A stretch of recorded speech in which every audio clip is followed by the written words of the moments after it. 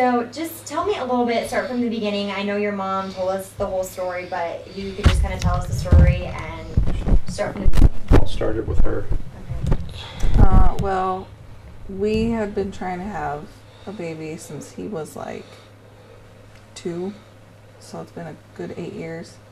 And I, was seeing my regular doctor, and I had abnormal tests, and it ended up being cancerous.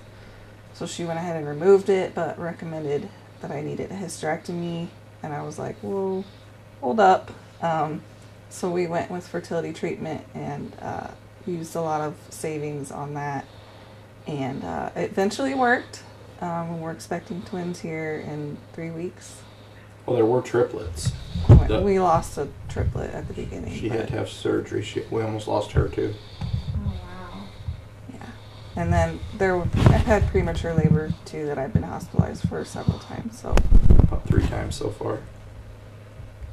Wow. And then in October, right after my first premature labor, That's when we kind of found out that the babies were actually viable. Like they're gonna make it. Like if they were born, they could make it at that point. And then I got severely sick. It started with pneumonia. And I started coughing up blood at work. And later that night, I decided to go to the hospital, and they put me in the hospital. And 9 days. 9 days. I was in the hospital at Lakeside for 9 days, and then about the 3rd day in, they realized I had a heart condition too. Or my previous heart condition I had when I was a kid came back, and I didn't know it.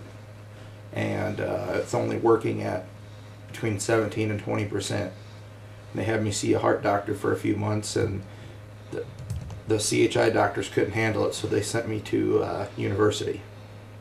And at the med center, I got a good doctor that got me on a pump here and got medicine going in me and here in a permanent IV, so that it can make my heart pump. And so this was in October of just this last year then? Mm-hmm. I got severely sick right after we found out that the babies would actually make it. Mm-hmm. And so what was the heart condition that you had that came back? What was it called? It's dilated cardiomyopathy. The heart gets enlarged and then stops pumping and beating like it should. And so I guess just tell me what kind of emotions you were feeling. First you're feeling joy that these babies are going to make it, and then this is happening. Yeah, that's a hard one.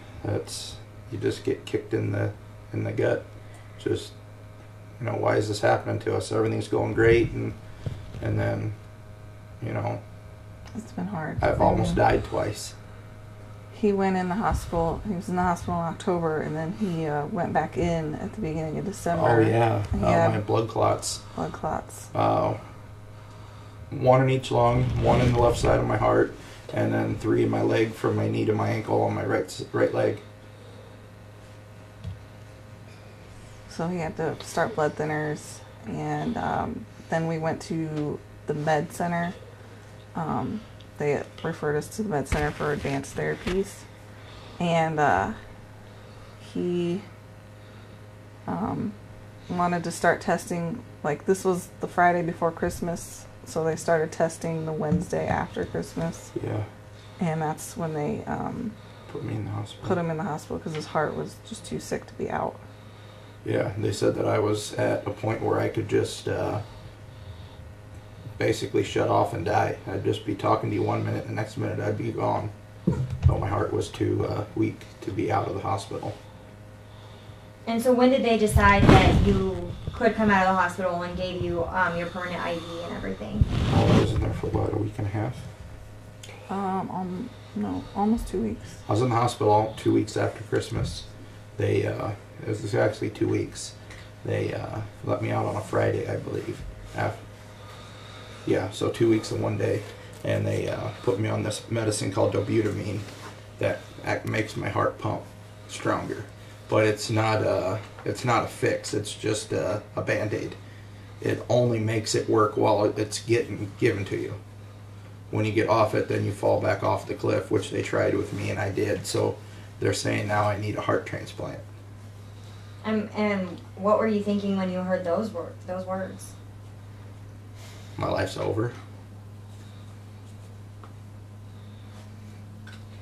What about a pacemaker? I got a defibrillator.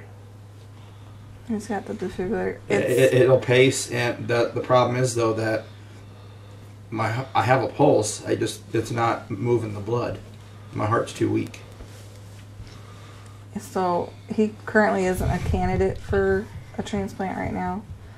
He needs to lose weight, but so this was to get him by, so we could have the babies and everything, and then he will probably get an LVAD, which is the heart pump that like attaches to your heart and makes it work until he can lose the weight and get the new heart. It takes over the function of my heart. They basically cut a hole in the left side of your heart and attach it to you, and it mechanically moves your blood for you, and the heart kind of just sits there and does nothing. Yeah. And you're expecting twins. You have a 10-year-old son. So how does that? How are you just feeling with all of that? And just kind of what's going through your mind with all that? Scared. I don't want to be gone. I don't want to miss them growing up.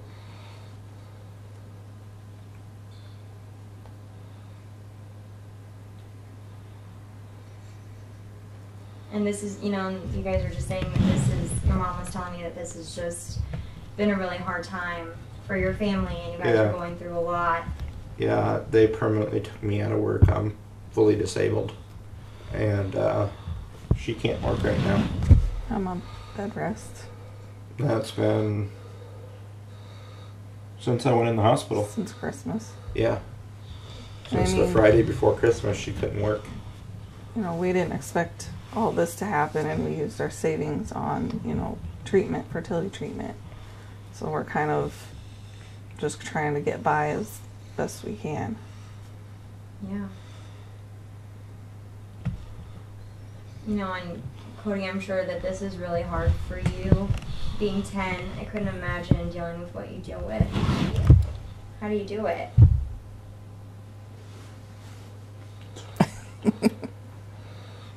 He's shy. They had a lady at the Children's Hospital, or not Children's, University Hospital come talk to him, and while I was in surgery, and help him try to cope with what's going on. Mm-hmm. But he's been kind of happy-ish through this whole thing. He hasn't really said either way. He just says he doesn't want me to die. But that's about all he's really said or done. So you've been pretty strong for your family. I don't think he knows what to do. This is all, new to him. Mm-hmm. And how far along are you in your pregnancy? I'll be 35 weeks tomorrow. Okay. So, and my doctor said she didn't expect me to get this far with everything that's gone on. So we're very thankful that made it this far. Mm-hmm. And I'm sure when the babies come, it's a lot of work and a lot of things you have to do. And are you going to be able to help a lot with that, or are you, I'm trying. Yeah. Not very much. With this IV in my arm, I can't pick up more than 5-10 pounds, and they're going to come out of the hospital hopefully weighing 5 pounds, and it's going to be hard because we got carry him in car seats, and she's going to have C-section, so she can't carry him in, so it's going to be a little hard. Mm-hmm. And then I'm not, because of my heart condition, they don't want me lifting over 10 pounds anyway. Mm-hmm. And I get up and I get dizzy and almost pass out. I can't bend over with almost passing out. Everything I do is pretty tough. Mm-hmm. And when this was all kind of happening, was there any thoughts going through your mind why me, or why is this happening to our family? Yeah. Quite a bit. Mm-hmm. Well, it's like everything was going too good, so then you get a sharp kick there saying nope, not today. And is there any way you can go back to work, or do you need to get a heart transplant? Heart transplant. Mhm. I can't even do, because of the defibrillator, I can't do the job that I was a mechanic, and I can't do that work anymore because of the defibrillator. I can't even be in a shop setting because of machinery and everything else that can mess with the electronics in it. And I know you were saying that you guys have a GoFundMe and you need some help. So I don't know, like, do you know, like, what do people search for? What do you guys have for that? They can just go to the GoFundMe website and just look under either his name or my name or both our names. I think it's under Jim and Carol Bicking. Okay. Do you have anything, Matt? What kind of support have you experienced so far from the crowdfunding? We got what, like almost 700. So A lot of it was from. friends and family Mhm. that were able to help here and there.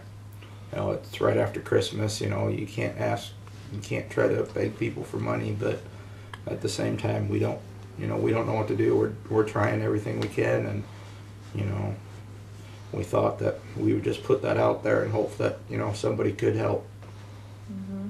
The fact that you've had friends and family that have stepped up like that, how does that feel? Good. Very thankful for all the help. Yeah. I know my coworkers have helped get us things that we've needed for the babies, and it's very helpful. Yeah. Mm-hmm. I think we're Anything good. else? Yeah. Anything else that we didn't ask you that we should be aware of or that